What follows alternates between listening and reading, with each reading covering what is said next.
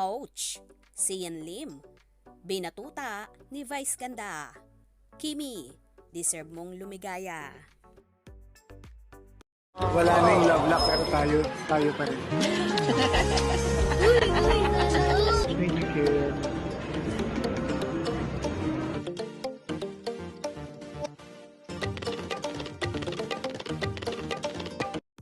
Tagos sa puso ang mensahe ni Vice Ganda para kay Kim Chiu sa gitna ng maugong na breakup rumor nila ng jowa niyang si Sian Lim.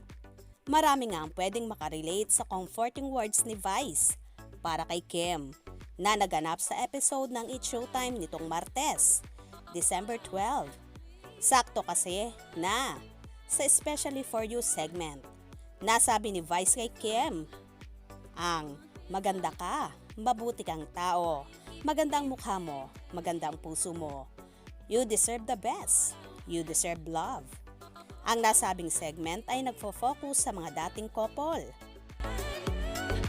GS nyo, ihatid kita. Tapos na GS nito, ano? Nahihilig lang din dyan. Sino ba yung Ganda kaya niyo. Oo, ganda-ganda taxi ni tayo? Kimi. Ano, mabuti maaga ka nakapag-ayos. Ganda niyo, ang dami niyong ribbon. Oo, maganda talaga to. Maganda ka, mabuti kang tao, maganda ang mukha mo, maganda ang puso mo. You deserve the best, you deserve love. Yes.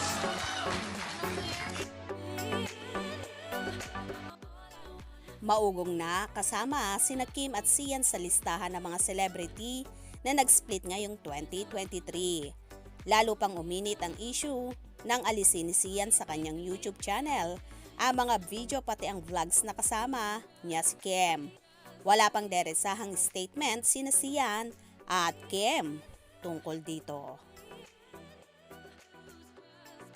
Tila, isa nga sa pagpapatunay na hiwalay na ang Kim C sa ginawang ito ng actor-director na ikinagalit naman ng fans ni Kimi at nagbanta pa sila na ibo-boycott ang ano pa mang proyekto ng aktor. May iba namang funny na nagsasabi na tama ang ginawa ni Chinita Princess na hiwalayan na si Sian. Dahil sa tagal-tagal ng kanilang relasyon ay wala man lang planong pakasalan ng aktor si Kim at sabi pa ng ilan, mas nakapokus nga raw ang binata sa kanyang career at sa mga gusto pang gawin kesa daw i-priority si Kim at ang kasalang issue. Anong inyong magiging reaction dito? Hope you enjoyed. Please subscribe for more info.